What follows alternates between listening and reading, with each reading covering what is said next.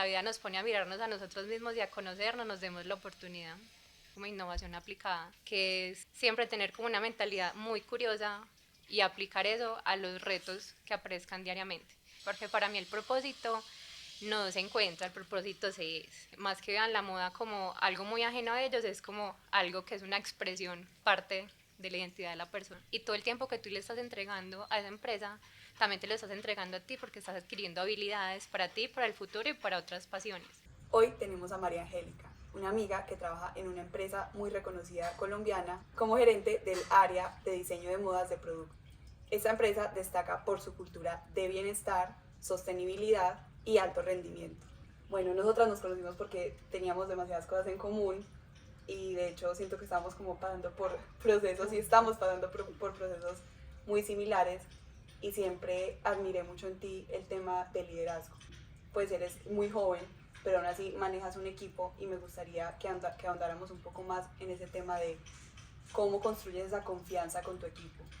Bueno, no, primero, muchas gracias por tenerme aquí. Soy demasiado feliz de tener como la oportunidad de contarte un poquito más como de lo que hago y como de a lo que me dedico y de lo que me hace ser muy, muy feliz. Respecto como al liderazgo, bueno, a mí de pronto como que quisiera empezar a contar la historia como de dónde viene como ese liderazgo mío.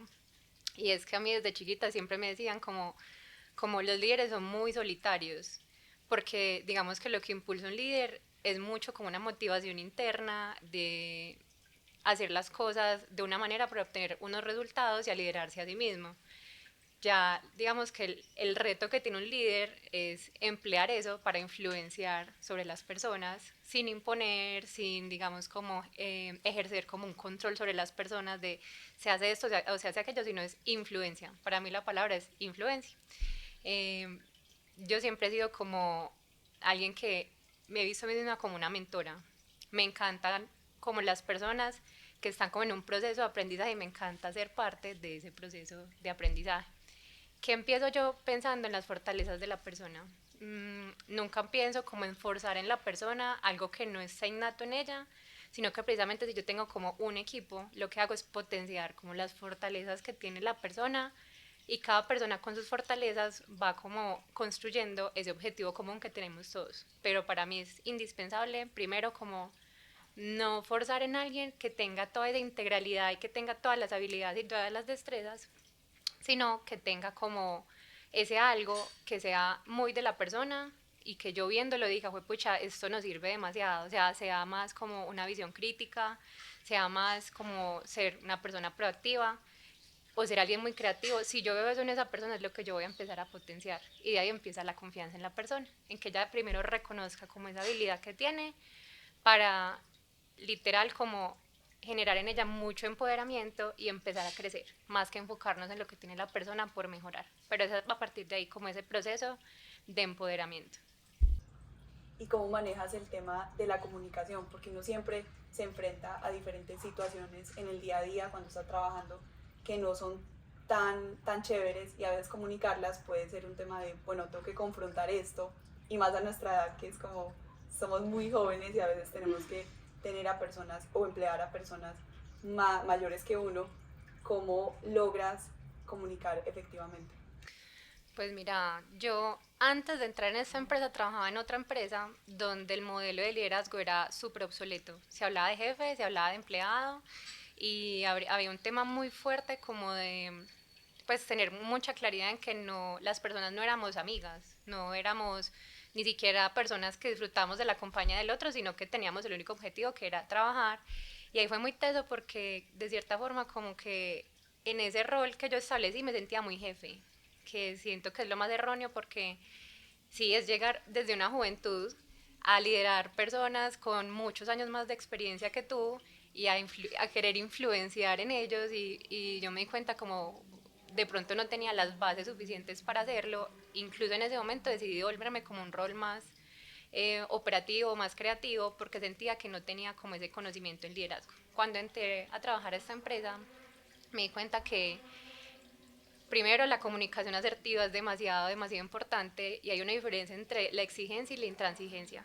O sea, vos puedes querer lograr un objetivo, pero atropellar a la persona en el proceso y no entender sus necesidades y desde, digamos, como desde dónde hace la persona las cosas, o también es primero como entender cómo es la persona o cómo es el equipo, entender, digamos, como que primero ante todo va a prevalecer como el respeto como ser humano, es entrar a comunicar muy desde la transparencia de lo que quieres llegar, pero también dándole un contexto a la persona para que todos puedan entender desde dónde viene como el problema que estamos como tratando en este momento. Entonces, primero es comunicación asertiva, segundo es dar un contexto, tercero es también dejar que las personas participen dentro de la solución del problema, preguntarles mucho a ellos como qué harían al respecto, cómo, digamos, como qué herramientas tienen ellos para ser parte de la solución y, pucha, o sea, entrar como no desde hay un culpable o esto pasó, sino como, bueno, ¿qué podemos hacer y qué aprendizaje tenemos para solucionar como lo que haya que solucionar? Y ya con los diferentes como, digamos, lo que me decías como edades de las personas, también es reconocer mucho que mi rol no me hace como la persona que me las sé todas, no me hace el rol, no me hace como la que tengo todas las respuestas, simplemente me hace una persona que lo que hace es pensar de manera más sistémica y plantear como una solución, viéndolos a todos como componentes y viendo todo el problema en general en el panorama. Pero puede que esa persona que tiene mucha experiencia que yo llegue con una solución más asertiva que yo tengo y mi rol es verla y usarla, casi que potenciar esa capacidad que tiene la persona. Entonces las personas, digamos, de mi equipo nunca se sienten como en una posición donde no puedan liderar o aportar desde su destreza. De ahí en adelante yo siento que empieza como a formarse un camino donde yo les digo, confíen en mi metodología para que podamos solucionar las cosas, así de pronto no conozcan mucho de cómo yo hago las cosas. Entonces también es eso, es como de entrada pedirles mucha confianza en el proceso. Siempre me ha parecido muy interesante porque usualmente entrevisto a fundadores, a personas como que tienen su propia empresa y les hablo mucho de propósito, siempre. Em, y yo creo que es muy fácil alinear el propósito a la empresa cuando la empresa es de uno. Pero ¿cómo logras tú, trabajando para una gran empresa, alinearte tanto con el propósito de tu empresa como tu propio propósito? Yo de hecho llegué a esta empresa no como buscando un lugar de trabajo, sino porque quería algo que estuviera alineado a mí, porque para mí el propósito no se encuentra, el propósito se es. Entonces, literal, o sea, incluso fue un proceso de entrada súper fácil, porque es una empresa muy exigente como con las contrataciones, pero fue muy fácil porque yo ya estaba muy alineada y lo que quería era encontrar una empresa que valorara los mismos temas que yo valoro, como son el bienestar, como son también, digamos, como dentro de lo que hacemos, que sea un entorno de trabajo chévere, con personas con mentalidad muy abierta. Entonces, cuando entré, eh, lo primero que hice fue como que clic con los valores de la empresa versus los que yo tenía. Y lo que he ido encontrando es que dentro de lo que hago, todo lo que he aprendido, lo único que he hecho es fortalecer lo que a mí me mueve. A mí, digamos, hay dos cosas que me mueven mucho, que es la parte creativa y el servicio. Si yo pongo, digamos, como en servicio de la empresa, que es lo que yo amo, todas mis habilidades de liderazgo, yo voy a crecer demasiado y voy a estar haciendo lo que amo independientemente del rol que tenga. Entonces, para mí, por ejemplo, lo más importante siempre son como las personas y en potenciar sus habilidades. Para mí, ese es primero como el rol que yo tengo de mentora, de servir a la empresa y que a cambio, pues obviamente que obtengo a cambio es mucho crecimiento y herramientas para hacerlo para el momento de mi vida en el que estoy o para el futuro. Ya por otro lado, como hablando mucho del propósito en general, y es que yo pienso que las personas conforme vamos evolucionando con el tiempo, el contexto va evolucionando también y creo que todo lo que yo voy aprendiendo como persona se lo voy aportando a la empresa. O sea, yo no te voy a decir que estoy como en el mismo nivel en el que entré, donde quizás lo que yo tenía de propósito era crecer a nivel individual y simplemente destacarme. Ahorita mi propósito es ser una herramienta de soluciones, es aportar todas las ideas que yo tenga, digamos, como desde mí para generar soluciones. Creo que también eso es como lo que podríamos decir como innovación aplicada, que es siempre tener como una mentalidad muy curiosa y aplicar eso a los retos que aparezcan diariamente. Entonces yo te puedo decir que en un principio, digamos que mi propósito sí era mucho como de formarme como persona y ahora es más como formar a otros. Bueno, y me pareció muy interesante lo que decías de que el propósito no se busca, el propósito se es. Sí. Para las personas que no entiendan cómo se es, pues porque siempre nos han dicho, encuentra tu propósito. Y hay todos los cursos, todos los talleres, todo el marketing de ahora y todo lo que nos venden es cómo encontrar tu propósito.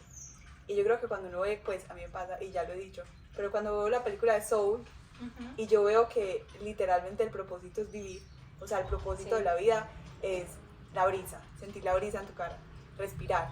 Pero tú cómo llevas ese propósito de ser. Bueno, primero distinguiendo como la diferencia entre lo que es un propósito desde el alma y un propósito desde el ego. Cuando se quiere algo desde el ego es porque es mucho, muy enfocado en ti, muy enfocado a lo que, digamos, cómo te van a ver, a lo que vas a recibir, pero es muy enfocado como a esa, digamos, como retroalimentación externa del mundo para ti. O sea, si tú tienes como un sueño y ese sueño va muy enfocado a, no sé, ser multimillonario, a ser atractivo, a que las personas se vean, sigue siendo un sueño muy enfocado como al ego. Los propósitos del alma están muy enfocados a, primero, cómo yo me quiero ver, cómo yo me quiero sentir, y segundo, a que es algo que va a estar como en servicio de la humanidad y que tú disfrutas mucho hacerlo. Y puede ser lo más sencillo del mundo, como lo decías en Soul, las personas entran como en ese estado casi que meditativo cuando hacen algo que los conecta y los hace vivir como en tiempo presente. Entonces para mí eso es una clave, como hacer una actividad que, que te lleve al presente.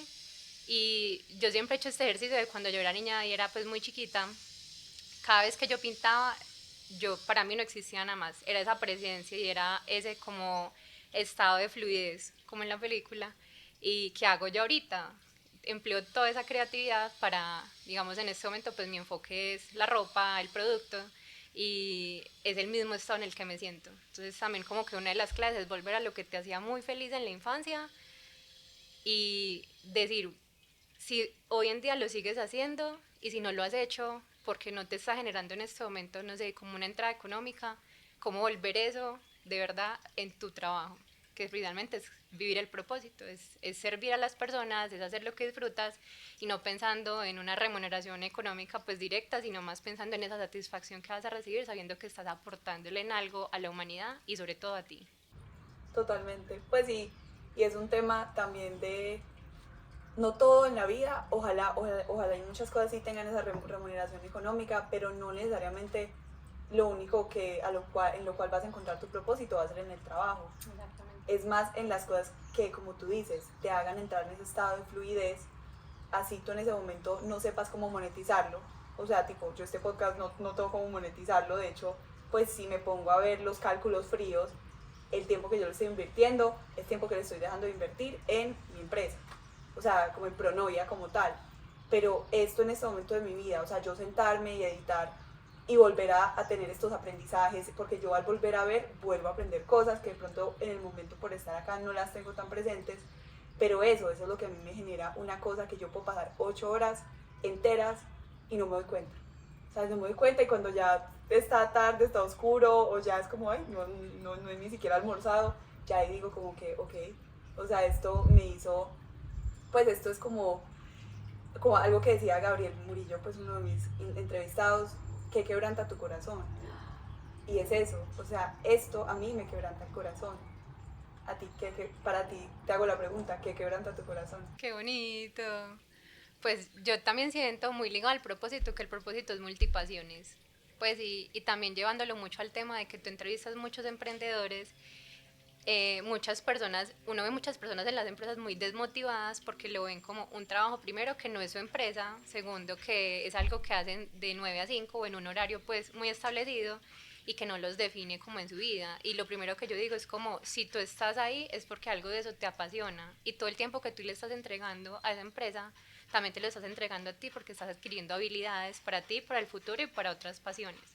Entonces primero es ver como lo que hacemos día a día, no como una obligación, sino algo que uno le puede sacar demasiado provecho, porque al fin y al cabo son situaciones a las que te enfrentas que te están terminando de formar como personas, que te están volviendo más empático, con una comunicación más asertiva, que se te están volviendo más solucionador de problemas y que a futuro siento que pueden complementar mucho en eso que tú encuentres y te pueda como servir para tu empresa futura o para otro sueño que tengas. Entonces, como primero, para mí mi trabajo también es eso, es algo que me quebranta demasiado el corazón porque me he visto crecer y disfruto demasiado como la persona en la que me he convertido hoy y el alcance que tengo en influenciar a las personas para potenciarlos. Entonces a mí eso me apasiona demasiado. ¿Qué otras cosas me apasionan demasiado? Muchas. Yo disfruto mucho de hornear, me gusta mucho hornear panes. También creo que ni siquiera me voy a cómo termine ese proyecto, sino a lo que siento en el proceso y es cada vez que yo horneo me siento presente, me siento en un estado meditativo increíble. Para mí no hay nada que yo disfrute más que entregar amor a través de la alimentación. Entonces digamos, como una pasión que tengo que es complementaria a mi trabajo y que incluso hago como en los tiempos donde, no sé, un domingo que yo me quiera dedicar a mí, me meto a la cocina a hornear y el resultado pues es algo que hace a la gente muy feliz y literal es como conquistándolos desde el paladar. ¿Qué otra pasión tengo? Bueno, yo creo que yo estoy tan obsesionada, yo creo que puede ser esa palabra, con la ropa, el vestir y cómo nos expresamos a través del vestuario, que estudié 4 años en la universidad, esa carrera. Entonces me apasiona demasiado cómo uno se puede literal convertir en la persona que uno quiera ser a través del vestuario. Es decir, fue pucha, o sea, para mí la moda es como un juego. Es decir, hoy quiero ser este tipo de mujer, quiero ser esta feminidad y me apoyo demasiado del vestuario para entregar como ese mensaje al mundo. Entonces es súper lindo y es algo que es un ejercicio diario, incluso que a todos como que nos incumbe, pero en mi caso es algo que me llena demasiado y me da como mucha felicidad. Y también ver cómo eso también se lo puedo transmitir a otras personas, a que más que vean la moda como algo muy ajeno a ellos, es como algo que es una expresión, parte de la identidad de la persona. Entonces, bueno, o sea, dentro de todo creo que serían esas otras dos pasiones como alternas que tengo. Y entremos un poco en el tema de la moda, porque siento que pues puede estar escuchándonos algunas personas que no sepan muy bien cómo encontrar esa identidad. Yo creo que también esa identidad pues puede ir variando. La Sara o la María de hace 5 años se vestía completamente distinto a lo que soy, pero cómo logras tú conectarte con esa parte y saber exactamente pues como qué referentes ves, cómo haces ese proceso. Pues obviamente todo lo que uno consume en la calle, en redes sociales, cuando va en el carro, por ejemplo, todo eso se vuelve un referente para ti porque es lo que finalmente construye como tu colectivo creativo. Entonces, yo leo mucho como el contexto siempre, siempre a una persona, digamos, que no sabría cómo empezar como en este tema, como de saber qué consumir, qué referente ver, lo primero es como que empiece por sí mismo y es qué quiere contarle al mundo de sí mismo al día de hoy, qué partes de su vida quiere traer al vestuario, si su entorno laboral también, digamos, exige de ella una imagen, también qué parte de eso quiere comunicar. Pero sobre todo para mí primero es que no se lo tomen como algo súper rígido y estricto en el que uno se tiene que encasillar en que soy de un estilo determinado, sino más como en que todo lo que te pongas primero te cause felicidad. O sea, que todo lo que tengas en tu closet tú lo veas y te conectes con eso. Y pues obviamente hay un marco teórico y unos tips que uno puede darle a la persona como de tener como prendas básicas en el closet para armar diferentes outfits, también incluso conocer su cuerpo y pues incluso pues en el caso de las mujeres es como uno siempre quiere que toda la ropa lo halague y hay veces uno se viste y uno como que no, uno se ve y uno dice, pucha, hay algo que no sé qué es, pero como que no me hallo y puede ser un tema, no sé, de proporción de lo que te estás poniendo. Entonces, siento que es un tema muy chévere y pues obviamente pongo en servicio como de las personas que quieran como saber más del tema, que hay muchas herramientas como técnicas para ver y digamos que en redes sociales hay demasiados referentes de estilo que uno puede seguir, pero más importante es como decir con qué de eso uno se siente identificado y ya ver cómo literal eso empieza a formar parte de tus elecciones a la hora de elegir qué ponerte. Con el tema puntual de la creatividad, porque claramente estás en un área muy creativa y muchas cosas de tu vida se mueven desde esa creatividad. ¿Qué haces con los bloqueos? Qué buena pregunta. Pues yo hace mucho, la verdad, no siento como un bloqueo, pero sí tengo una estrategia y es como que siempre algo que yo no pueda resolver se lo dejo como a la María del futuro. Hoy quizás yo no tenga la respuesta y la María del futuro no tiene que ser la María de dentro de 10 años. La María del futuro puede ser la María de mañana. Pero siempre creo que la María del futuro es más sabia y es más recursiva y es más curiosa, entonces como que lo que no puedo hacer hoy se lo delego a ella.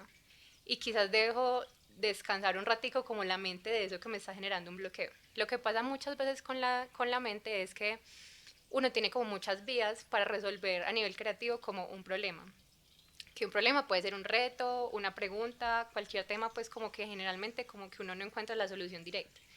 Y muchas veces lo que pasa es que uno de tanto como hacerse la misma pregunta, a nivel cerebral uno empieza como a inflamar la misma ruta neuronal. Entonces lo que uno hace es literal como dejar el tema a un lado, salir a caminar, enfocarse en otros temas y pasa mucho que cuando uno, por ejemplo, se está bañando, llega la idea. Y es porque uno como que dejó descansar esa red neuronal, consumió otro tipo de información, no sé, cambió su entorno y llega a la solución por medio de otra vía neuronal. Entonces como que es súper chévere como no enfocarse como en controlar la solución del problema inmediatamente, sino como en dejárselo a la María del futuro, que puede ser la María dentro de media hora o de mañana, que puede que ya llegue con las soluciones. De esa manera, digamos que uno trata como, no como un bloqueo, sino más como una reformulación del problema y es más gentil a nivel creativo como con el proceso. Eh, y también disfrutar mucho de precisamente de ese bloqueo.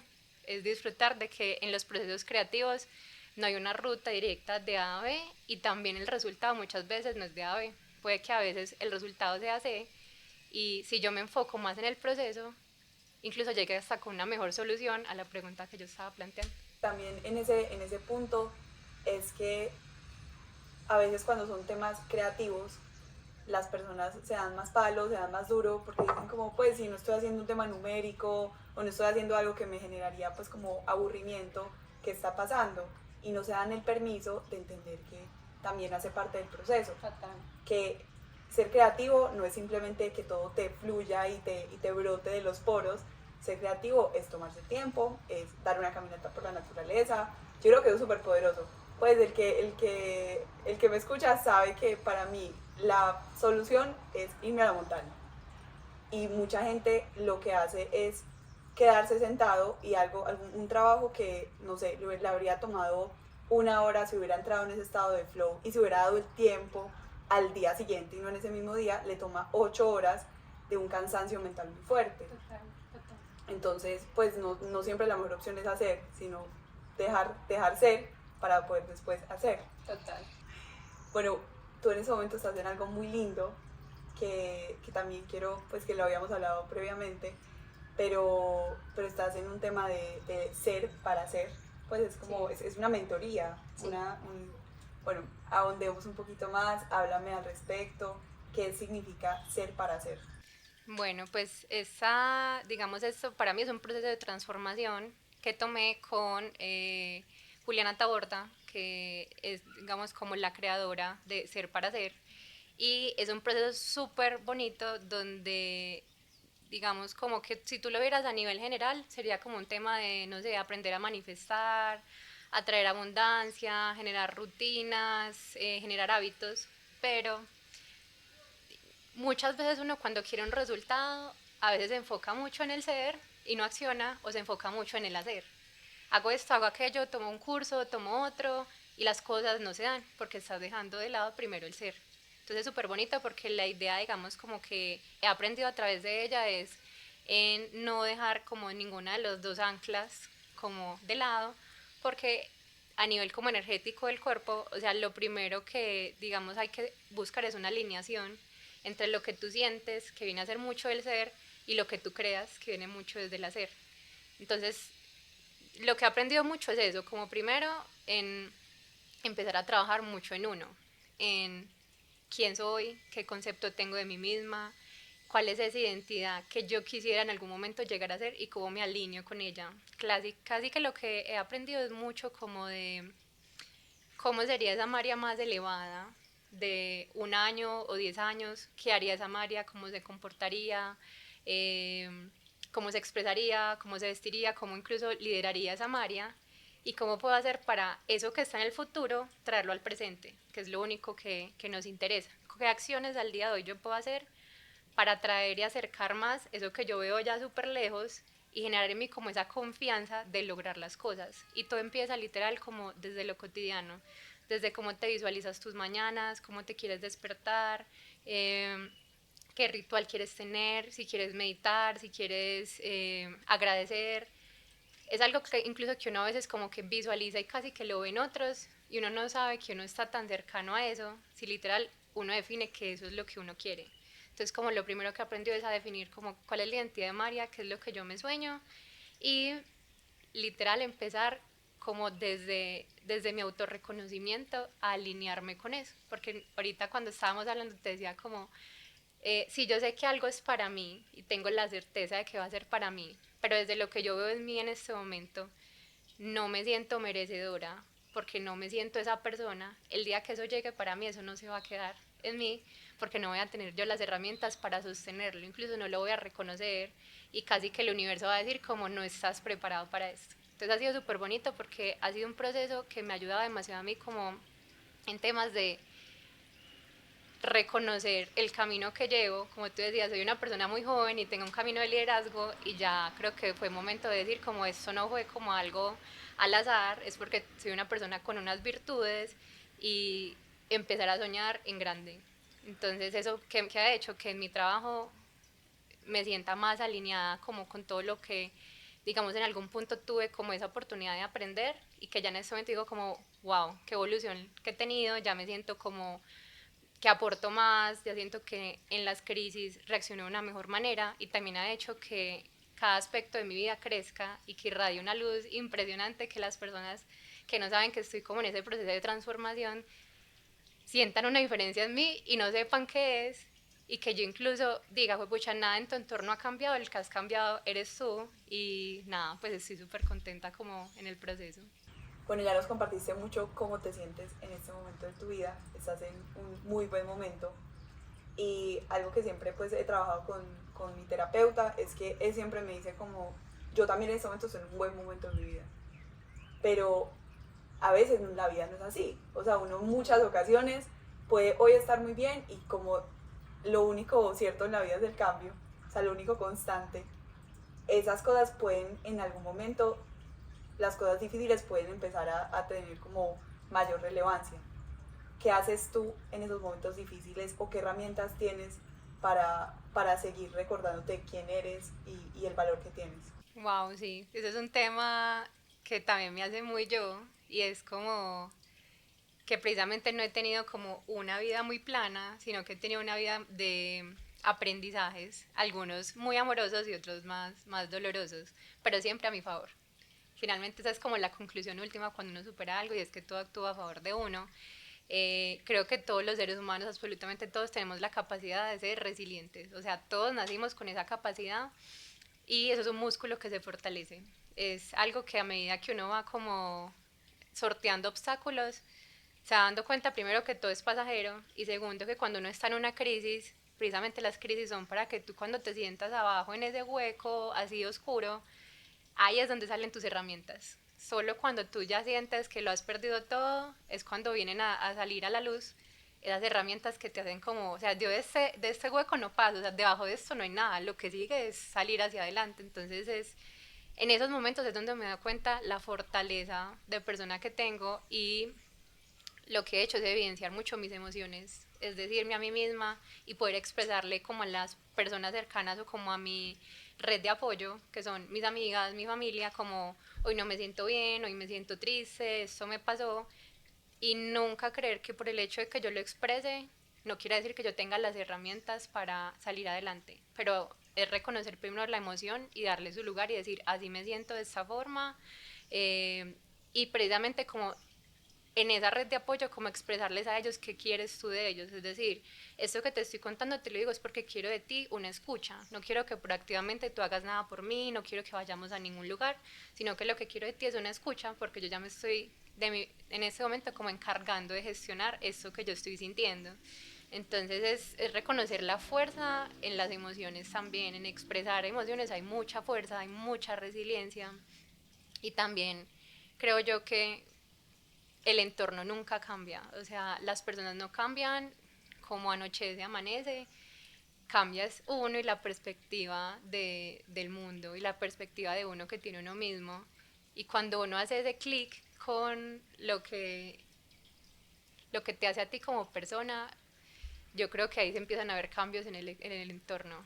Pero primero es reconocerte a ti como, si yo estoy aquí es porque vale demasiado la pena, primero como mi existencia y empezar a reconocerse, a reconocer que ese problema que yo siempre he dicho algo y es como, si Dios me dio un problema, me dio corazón para resolverlo. Entonces primero es reconocer como, si esa situación está aquí, es porque soy capaz de aprender de ella, soy capaz de ver el propósito de ella, así en este momento la vea como algo malo para mí. Entonces nada, para mí es eso, es esa fortaleza de reconocer primero las emociones. Y yo creo que todo esto de la vulnerabilidad, hay demasiada fuerza en la Sí. vulnerabilidad y hay muchas personas que están desconectadas de esa parte del ser y dicen como no, la única manera de yo ser fuerte es siendo de piedra y no demostrando, no pidiendo ayuda, no levantando la mano y diciendo necesito ayuda, pero creo que hay muchísima más fuerza en tener una red de apoyo, poder decirle a esa red de apoyo así estoy, así me siento y que poco a poco eso va a ir sanándote. Sí. Porque de lo contrario, cuando tú no tramitas tus emociones, las vas guardando. Pues las cosas no son al azar y las vas guardando en una cajita y te vas ahogando de a poquitos y un día te levantas y ya no sabes cómo salir de ese hueco en el que te metiste porque jamás lo tramitaste y, y ya no tienes una red de apoyo porque como nunca les has pedido nada y nunca te has abierto frente a esas personas, pues ellos dicen, no, esa persona no, pues no siente o No pasa nada. nada, no pasa nada y siempre pasa. Sí, total. También creo que el propósito de yo tener el corazón tan abierto a enfrentar las situaciones es porque me llena de demasiada sabiduría para compartirle a las personas y es, yo me he vuelto un imán para la vulnerabilidad de las personas. O sea, a mí llegan personas con diversas situaciones y ni siquiera son las personas más cercanas a mí, pero sienten una confianza para contarme como por lo que están transitando y me he vuelto de mi propia experiencia como una persona que escucha más activamente, que mira la situación con compasión, que no ofrece de entrada un prejuicio pues, o un juicio de valor frente a si lo que está viendo esta persona es bueno o malo.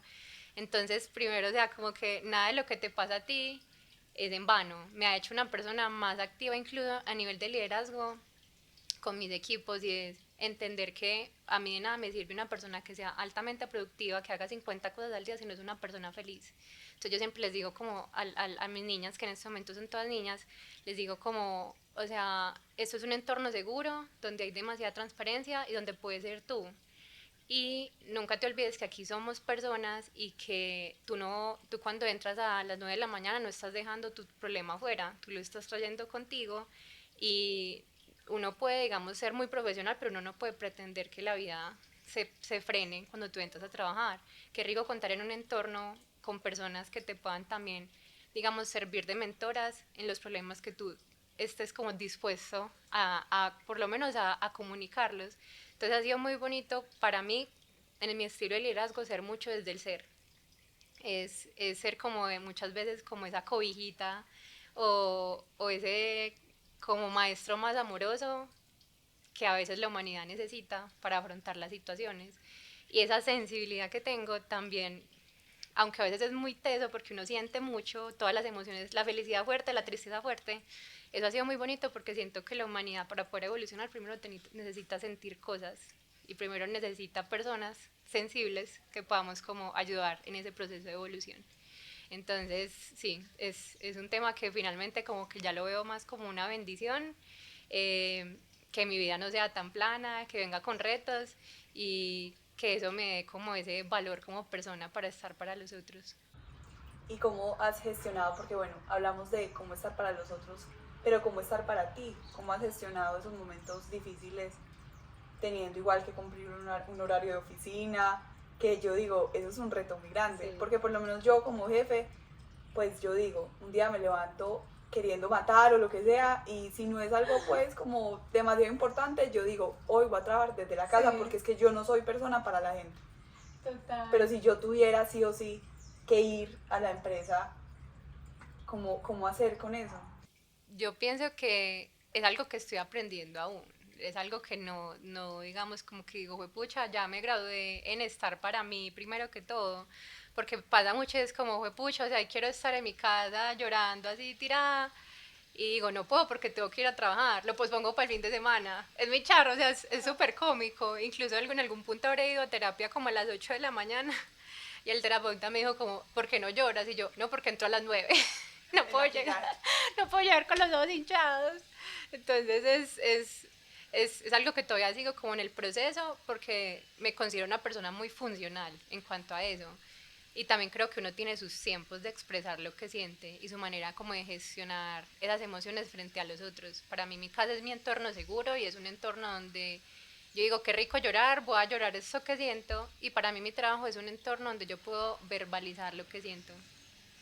De donde trabajo ha sido súper bonito porque casi como el 70% de mi grupo social está ahí. Entonces ha sido bonito porque no es solo tener buena comunicación, sino también construir amistades. Entonces es un entorno donde incluso yo lo promuevo demasiado como de ser uno mismo y no sentir que por ser vulnerable te van a juzgar en sentido profesional.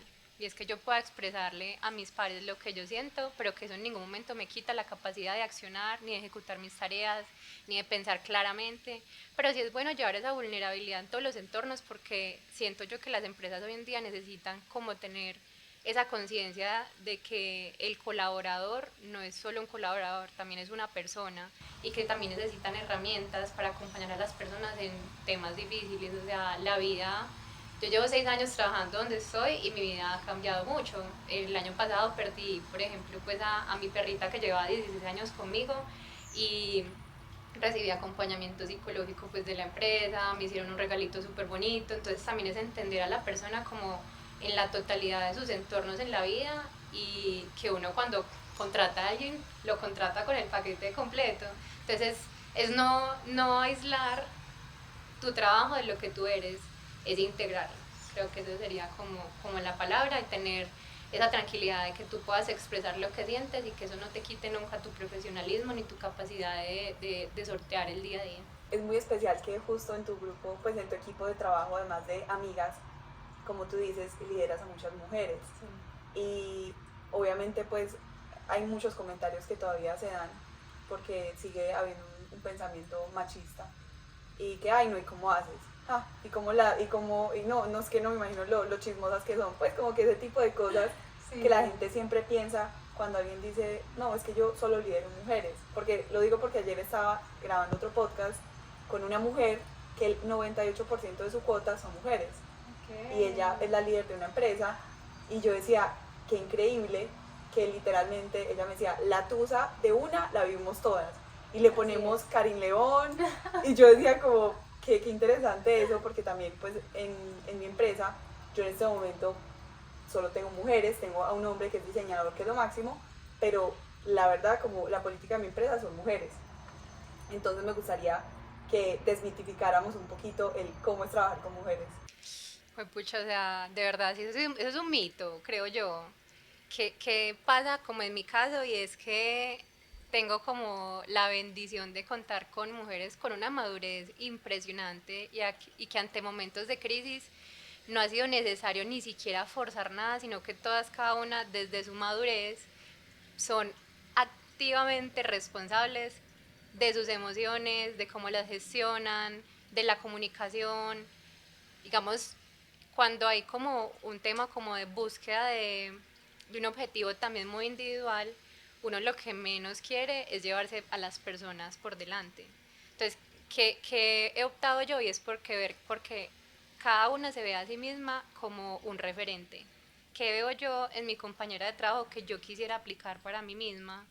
Eh, y cómo aprovecho yo la cercanía con ella para aprenderlo, que es algo que también pasa mucho en los entornos de trabajo, un mito que dicen como que las mujeres a veces entre ellas son muy envidiosas, y creo que ahí hay un aprendizaje y es como a gestionar la envidia. O sea, si yo tengo a alguien al lado muy teso que tiene o está haciendo algo que yo quisiera tener para mí, obviamente es muy fácil como uno decir como no, a ella se le da súper fácil, o ella se lo dieron o llegó a eso pues porque la vida es la favorita de Dios. Y más que eso, es decir, si es una persona tan cercana a mí, quiere decir que yo también tengo las mismas herramientas que ella y que las dos tenemos las herramientas casi que al mismo alcance, que puedo yo aprender de ella y cómo puedo yo usarla a ella y decirle como ve, vos que sos tan tesa, no sé, ilustrando, enseñame, yo quiero aprender tus herramientas. Entonces es muy bonito cuando en mi equipo todas se ven a sí mismas como referentes de algo que ellas quisieran como aprender para su proceso.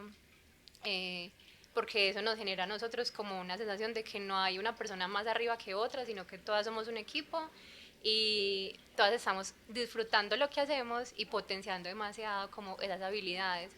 Y ya pues como con el tema de también como esa emocionalidad que hablan mucho de las mujeres trabajando juntas, eh, también creo que es un respeto y es decir como conocer muy bien a la persona y entender y no forzar nada que esa persona no quiera compartir de sí misma, pero que sí sentamos todas que estamos en un entorno de trabajo seguro, en un ambiente transparente donde lo que se tenga que decir se retroalimente pues con las palabras más respetuosas por en persona y que sientan que dentro de todo como que su líder está viendo por su casi que por su bien propio. O sea, aquí digamos como que yo, cada persona de mi equipo, yo digo cómo la potencio para que le vaya mejor, para que eso se vea como reflejado en su remuneración económica. Entonces como que todas literal confíen mucho en que si están ahí es para crecer y que ese crecimiento está visto y también se mide el nivel de equipo. O sea, si un equipo, digamos, no tiene como una muy buena colaboración,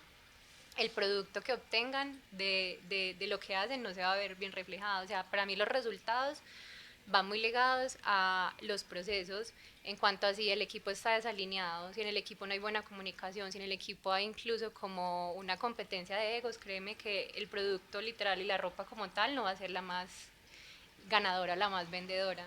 Entonces es sentir que si yo estoy alineado con mi equipo y si tengo como un buen entorno de trabajo, el resultado va a ser súper bonito y efectivo.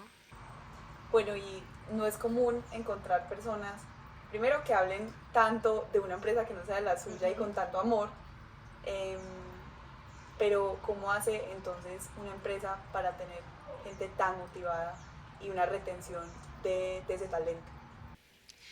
Pues yo creo que para empezar no es motivar, sino no desmotivar, porque cuando uno llega a trabajar en una empresa, uno llega motivado al 100%. Es no dejar caer eso, primero que todo, porque es mucho más, digamos, como fácil eh, que personas que estén bien, digamos, como retarlas a una persona que no está bien, eh, forzar a que la persona esté bien. Y usualmente cuando uno llega a una empresa uno llega con muchas expectativas de realización de vida, de crecimiento a nivel económico, de crecimiento a nivel profesional y pues de entrada como la empresa donde yo estoy es muy exigente como con las admisiones de las personas y primero se aseguran que la persona que entra sí se vea como que sí se proyecte en la empresa por un tiempo significativo y segundo es también como fortalecer mucho lo que la persona deba trabajar. En la empresa donde yo estoy en este momento, pues hace unos añitos empiezan como se han hecho varios entrenamientos de liderazgo, de toma de decisiones, de reacción en tiempo de crisis, donde lo que se nos dan son herramientas para nosotros gestionar también como esos momentos donde necesitamos actuar. Y eso genera demasiada motivación porque precisamente te vuelve a ti mejor líder y pues al final de cuentas te vuelve como más, te hace más fácil la vida a nivel laboral. Entonces son como esas dos cosas, no desmotivar a la persona y darle herramientas para que la persona siga como por ese camino. Y también entender que las etapas de las personas, digamos, son diversas. La empresa donde trabajo contrata muchas personas muy jóvenes que están empezando como su vida laboral y para mí es una escuela. En algún momento esas personas ya no estarán trabajando, quizás yo en algún momento ya no estaré trabajando en esa empresa, pero siempre pienso que es una escuela muy grande para aprender y es un muy buen lugar para estar. Entonces no es tanto como pensar como fue pucha, o sea, se está reteniendo a la persona como a su fuerza, sino que si uno decide estar en una empresa es porque esa empresa también te está dando mucho para tu crecimiento y para ti. Además que la empresa tiene innumerables pues como beneficios a nivel como de bienestar hacia el trabajador también. Me encantó este podcast. Siempre las conversaciones que tengo contigo son increíbles y por eso hoy quería traer pues un tema más de lo que te corresponde a ti, que es el tema del liderazgo, de también trabajar para una empresa y ser feliz, que no es tan común. Pero entonces me gustaría que cerráramos con algo que quieras decirle pues a las personas que nos están escuchando de cualquier tema. Creo que puedo hablar como del momento en el que estoy en este momento de mi vida, donde siento que hay un reconocimiento muy grande de lo que soy como persona y de las habilidades que tengo, las virtudes que tengo y pues pucha, o sea, que si en algún momento la vida los pone a mirarse a sí mismos, se tomen como el tiempo de hacerlo porque nada de lo que nadie hace lo hace como muy al azar. Hay un proceso de construcción muy grande y muy bonito y en ese momento donde estoy mirándome demasiado como a mí misma, me disfruto demasiado, disfruto lo que hago, disfruto mi trabajo, disfruto mis hobbies, disfruto mis otras pasiones y me siento en este momento como demasiado bendecida, incluso como recibiendo estas oportunidades como es estar contigo. Entonces esa es la invitación a que si en algún punto pucha, la vida nos pone a mirarnos a nosotros mismos y a conocernos, nos demos la oportunidad. Y por último, te tengo un regalito de parte de Pronovia, el patrocinador de este podcast. Muchas gracias, wow. Para que vayan y lo sigan. Hermoso, qué lindo.